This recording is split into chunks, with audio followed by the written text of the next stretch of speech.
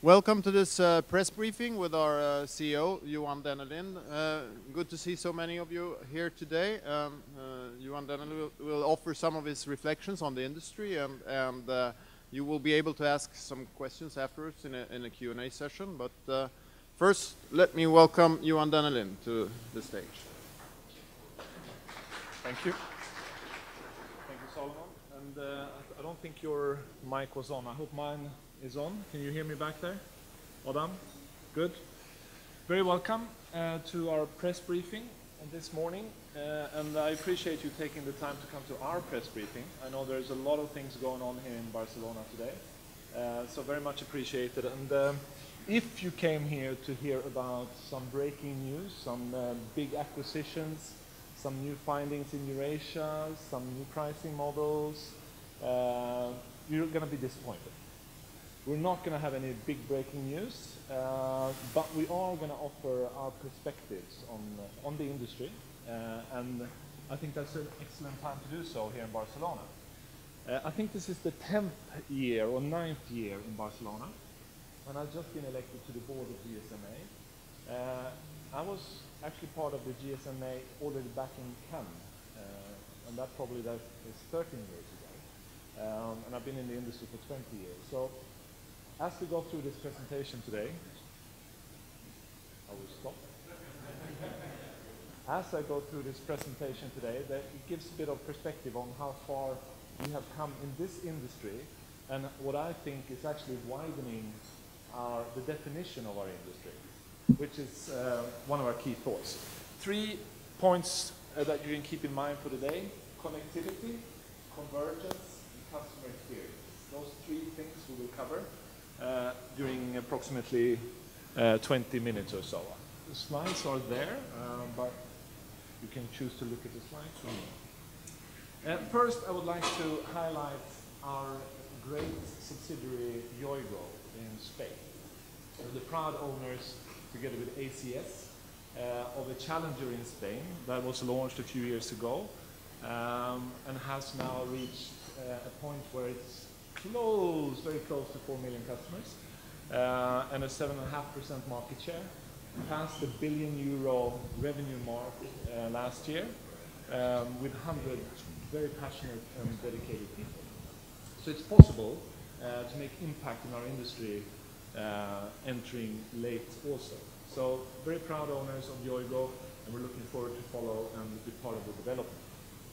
But we're also in other places in the world, as you may know. We're currently in about 14 direct markets and 2 associate markets. We have closed the last year around $15.5 billion of revenues, and a forward-leaning group of companies with a lot of achievements during the years. Amongst other things, first in 4G LTE in Sweden a few years ago, which was a landmark for the group. We're going to just pause for a minute and think about what we're here for today and this week. The connectivity business, we're taking it for granted, but if you think about the internet as some of our customers, we have also found out through various on our own customer base, but also through studies around the world, how important the quality of the networks and the services that we offer, how important that is, not just for your daily life to function, but when you choose an internet service provider, that is the key criteria, the quality of the networks and the speed of the internet connection that we offer. And that is great news, because that is what we really need to be great at. Of course, we also, as an industry, trying to move up and do other things, and not just connectivity, but which I will get back to. If you were here 10 years ago, if you were in Cannes, you would not have seen what you see in the fair and in the stands. You would have seen the traditional telecom operators and telecom vendors, and it was quite a predictable show, to be honest. If you walk around now, you can't tell which industry you're in. You're not in the telecom industry. We are in an industry with a lot of players in our ecosystem. This is our way to just show how the ecosystem has emerged, and also how the ecosystem is impacting the way we need to act, because we are being attacked every day, every second by the surrounding players that want to be part of our customer base and our customers' paying willingness for our services and other services. And I will come back to a point that we're saying that we're shrinking in relevance too fast and too extensively, and we need to fight back. So the key message here really, we're being attacked, and we need to widen our view on how to defend and to attack, not just defend. I like to say that when you sit at home in the living room, or when you are at work in the office, it was easier before to be a telecom operator, because we delivered quite siloed to the customers with a value proposition that was working well, and we were not having to take into consideration the adjacencies impact on our industry. But now, obviously, that's not the case, and we need to also widen our approach and to be relevant in the consumer space and the enterprise space, because they are buying and procuring services from other operators, from other service providers, from other companies, from other industries, and we have been less and less relevant in the eyes of the customers, which then obviously leads to the risk with an acquisition announced recently that WhatsApp is more interesting than our other services. Well, it's up to us to prove that we can do relevant innovation to stay closer to the customers, so they're also prepared to pay for our services, not just connectivity. So we have a lot of initiatives on this adjacencies, small at the stage, but pioneering. I think we were the first to launch the Spotify partnership a few years ago in Sweden, which is now, it seems to be every operator per country wants to have a partnership there. We are trying to deepen the partnerships with various players to explore the opportunities to actually get into different revenue streams and customer loyalty as well. Many of the partnerships in the past have been for loyalty, not necessarily for new revenue streams. We also need to shift that thinking to see if we can create new revenue streams out of our partnerships. Then on the convergence, this brings us nicely into converged services, and that's a very current topic, not just for TeliaSonera obviously, but for the show this year, more importantly for the consumers across our markets. And I think Sweden and Finland and many of our other markets are quite advanced, where we have a lot of the services that we need in order to give a converged offer, a value proposition to the consumer. And we're doing that more and more now, because we see the demand for a simpler purchasing process, for a better customer experience by delivering not just one service, not just two services, maybe 3 and 4 services, which obviously the more services you offer, the greater loyalty you can get, and that economics I won't have to dwell on too long. The economics is much better. Also, the access form to the consumer and the enterprise, our philosophy is to take the fixed infrastructure, fiber, DSL, etc., as far out, as close as possible to the customers, to enable the mobile lifestyle that is increasing by the day. So that if you have that opportunity in the market, we will do that. Obviously, it comes down to the economics, but here you also have to take a slightly longer term approach when investing in the fixed infrastructure, which has slightly longer payback if we move into the financials of that. Just a quick note, what I mentioned, the studies and the data shows that the more services you get, the more peace you get, the less churn you get, the more loyalty you get, and that's fantastic. You just have to deliver it in a consistent way. Another interesting point on this chart, which is probably not news to you because you're also consumers, you look for Wi-Fi. You look for Wi-Fi to stay connected in an affordable way. A lot of the traffic today goes on the smartphone, goes on Wi-Fi. and then you're off our networks, which we sometimes say it's good because it's less traffic on congestion, but from a customer experience point of view, it's not good. From a privacy point of view, it's not good. So our mission as an industry is also to make sure that you stay connected on our infrastructure as long as possible. And in some countries, obviously, we also do Wi-Fi, and we need to make sure it's a converged, seamless experience, not a hassle to go on Wi-Fi, which many countries still are experiencing. You hear it around these days in Barcelona, the explosion of data traffic, and we can just add to that from our perspective. These are, I think, Cisco numbers. We're saying tripling of traffic on the mobile side in the next few years, doubling of the traffic in the fixed space.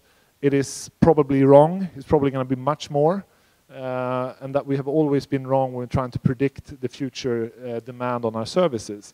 So if you're looking for growth, this is, in my view, the best industry to be in. We just have to convert the growth into the financials as well, which we'll touch upon a bit later. We also like to say, we speak a lot about our mobile operators, but underlying, we have one of the leading carriers in the world, IP carriers in the world. We were actually, I couldn't put #1 there globally, but we were actually #1 for 24 hours a couple of weeks ago. This is measured daily, weekly, and this is, it measures how many end customers traffic are going through our IP backbone in the world. And right now we're #2. But we were #1 and we want to become #1. And that's a great asset to have underlying to deal with the explosion of data traffic. And this is not always known, and we will make it a competitive advantage going forward. Then if you move up one layer from the IP backbones, we are also proud to say that we are early out in many of our markets with 4G services. We do have fixed and fiber in some of our markets, not all, but where we don't have fixed or fiber, we work actively with partnerships with fixed providers, like here in Spain, where Yoigo is partnering with Telefonica to deliver the Fusion products to our services, to our customers. So we have been pioneering, we're taking early bets on the 4G. We believe it is the future to be the best access and best connectivity, and we don't want to lose that space. Now, when you move into the next phase and getting even closer to the customer, how to monetize the data traffic and how to get returns on all the investments that we're doing. We're actually investing only in Sweden 5 billion kronor, Swedish kronor, over the next few years in 4G and fiber. And of course, our shareholders want to see return, and it comes down how to price these services. And we have been early out also in the pricing, the data-centric pricing models.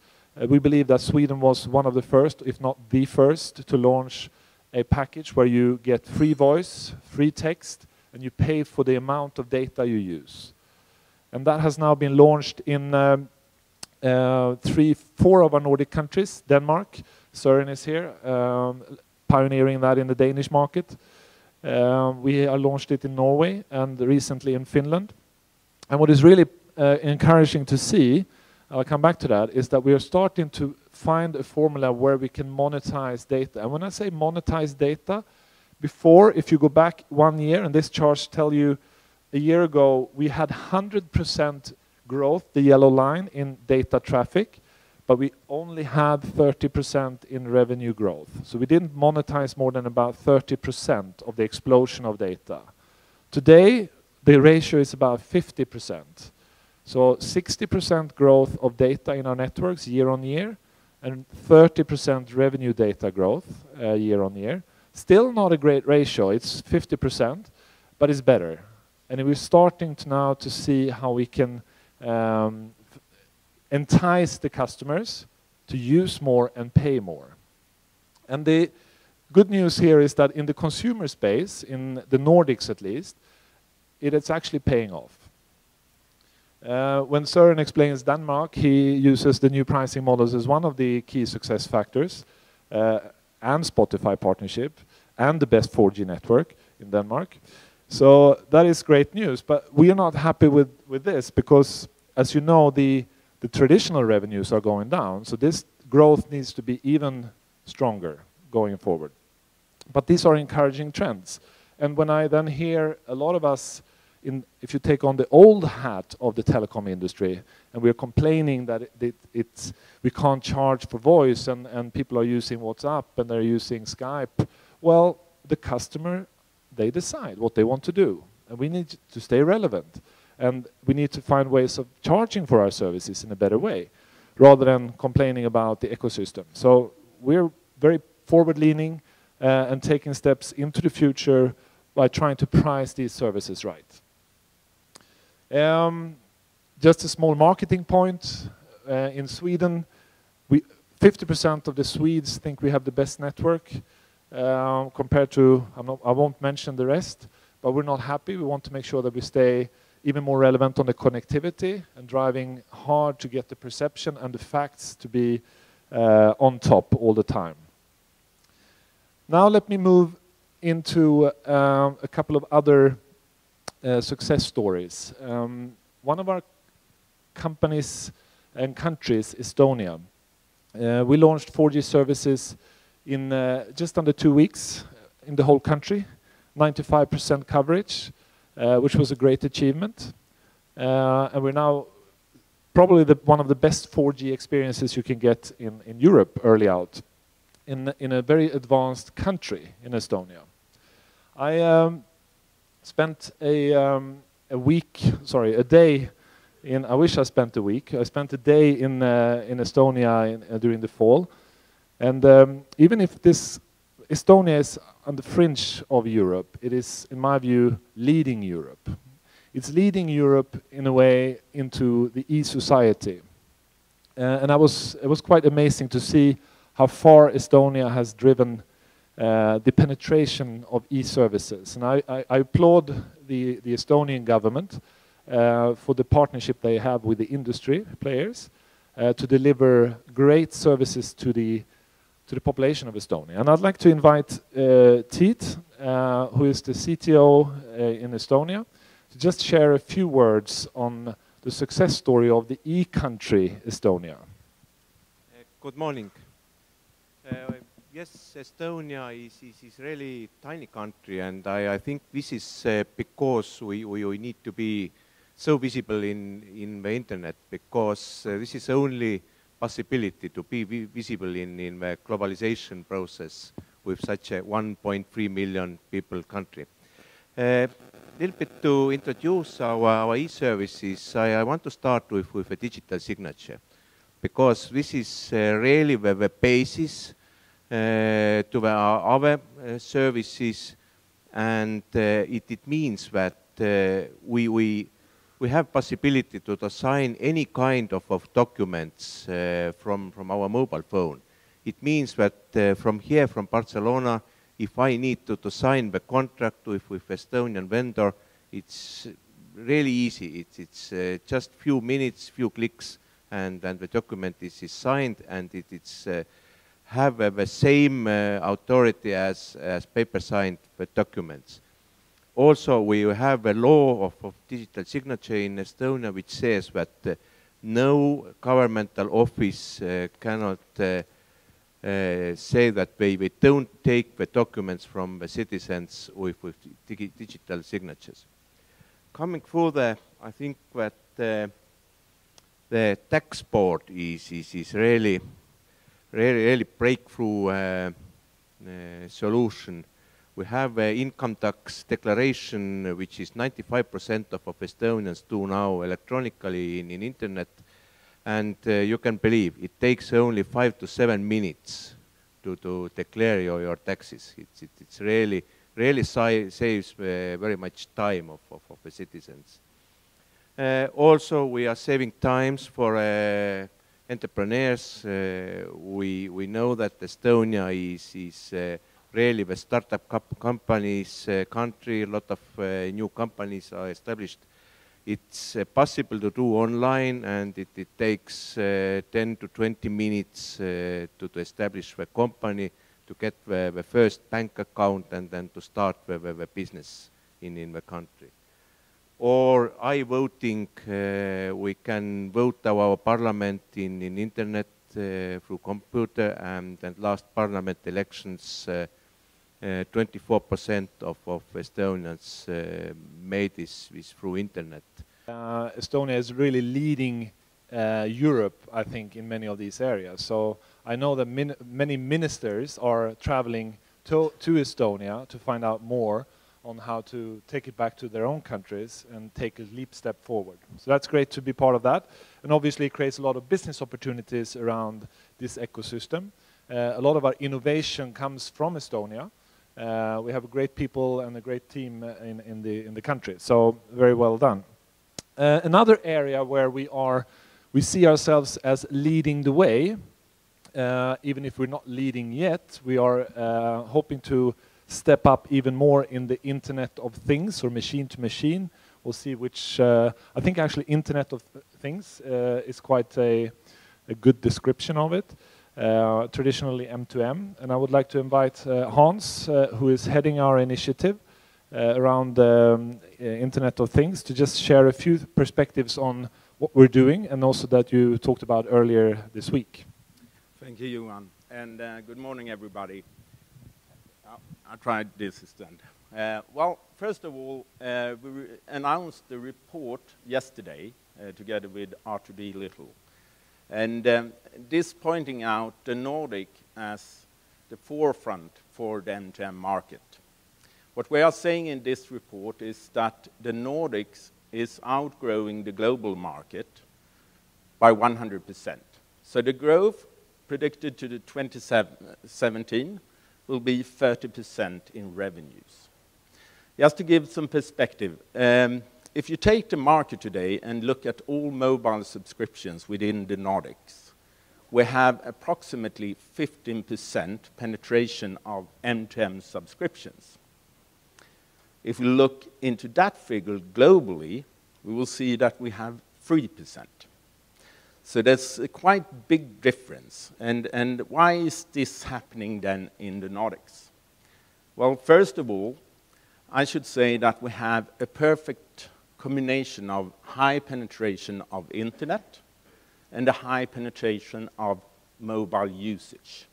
This is a perfect playground for M2M, or Internet of Things.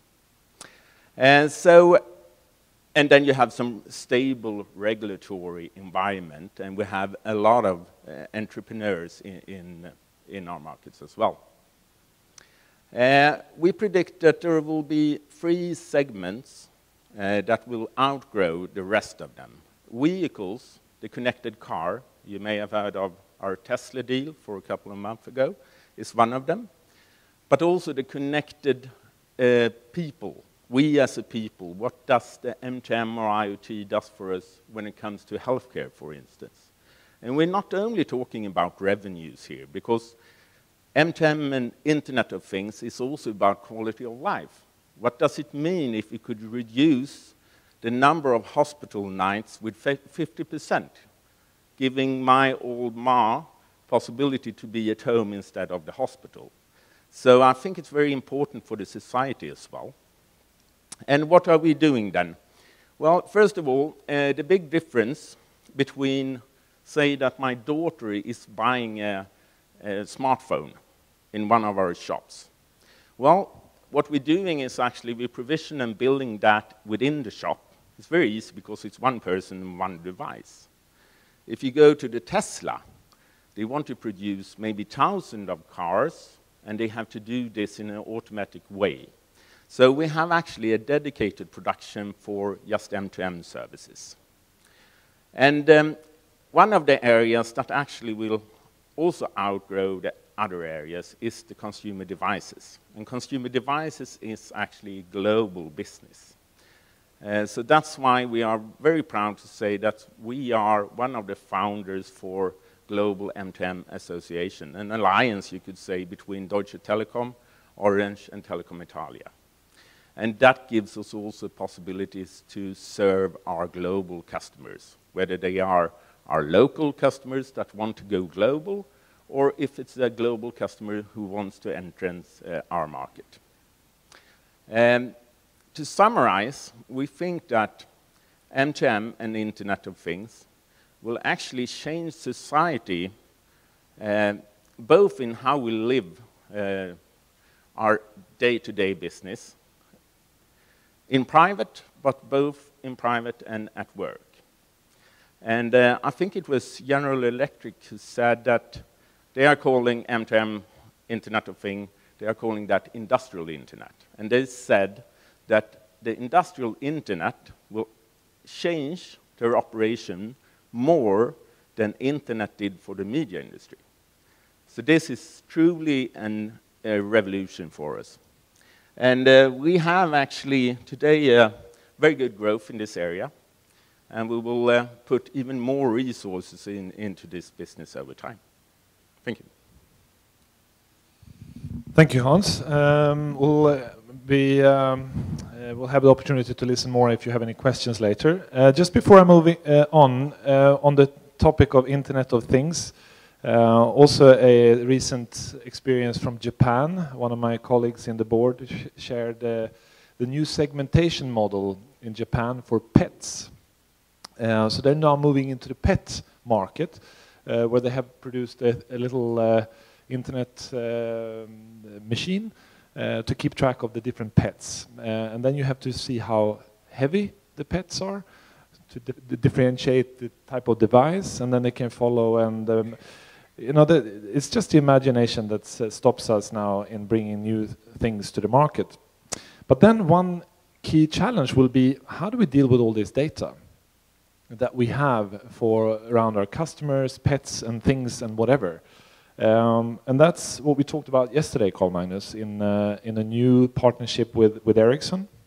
And I'd like to invite Carl Magnus Hallberg also to come up and say a few words about our customer experience initiative to keep track of all the data and what to do with the data and how to improve the experience in the end for the consumers. Thank you, Johan. We were, as many of you know, the first operator in the world to launch LTE and 4G services a number of years ago. So we have gained quite a lot of knowledge about customer behavior and how it changed. And I think it was last year, there were at least 2 reports pointed out that in the year 2018, 2019, we would see that the majority of the traffic is around moving media on mobile networks. Well, our experience today in Sweden, if we take that as an example, is that we have already reached that point. Already today, more than half of the traffic volume in our networks, and also more than half about what people are actually doing on the network, is related to moving media. And for us then, as a relevant operator to our customers, we have to ensure not only that the data is going through the network in a good way, but that our users are perceiving the service that they would like to have. So for instance, if you're sitting on a train and want to watch a TV channel, we want to ensure that TV channels are delivered with the expectations a user have.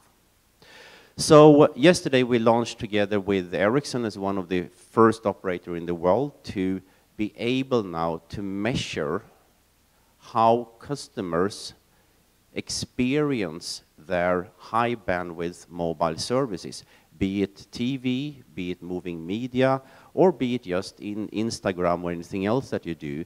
But we need to move now to be relevant to the customers and understand that our service through the network is delivered in a good way.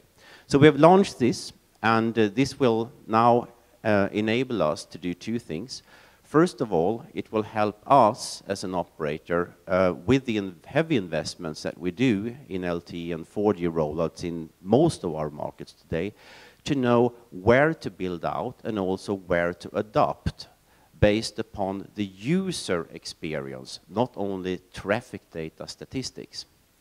And secondly, we will be able to provide a much more proactive and meaningful customer support. So if there is customers having problems with any type of the services, we will be able to help them in a much better way, because it's not necessarily so that the problem relies in the network. It could equally be on your terminal, or it could equally be on the applications that you're using. But for our users, they see, as in Sweden, Telia on their phone. So if you have a problem, who do you call? You call Telia. So with the launch yesterday, we hope now to become much more relevant, much more closer to our customers, and that we can quickly adopt versus the expectations of the end user services. Thank you, Carl Magnus. And then if I move to the next slide, and then thinking about what you just said, how many are roaming today on Yoigo network? Quite a few. If you are Swedish or Norwegian originated from Telia network coming to Yoigo today, you're actually roaming on LTE. And it's a great experience. So we also can take this experience that you have here and measure that with our new tool to make sure that we can deliver the experience that we expect you to get also when you are on the move, in country or out of country. So this is the future. We need to know much more. Actually, we know a lot about our customers, but we need to use that insight and knowledge to an even more granular level so it becomes usable in the customer experience. That is what I wanted to cover today. And we have talked about the connectivity, which we are investing a lot in our core, in our connectivity. We're also now moving into really delivering converged services where we can, because we see the customer demands are really driving this converged trends in most of the markets where we operate, where you need to deliver both on fixed and mobile, the value chain. And then lastly, customer experience will in the end be the differentiator in our industry. When everybody has connectivity, you need something else and something more, and that you already need to do now to invest in that capability for the future. So nothing groundbreaking, nothing revolutionary, but step by step TeliaSonera is upping its initiatives to stay ahead and lead the industry in many of these areas, which we have done in the past, which we intend to do in the future. Thank you very much. I will hand back to Solomon.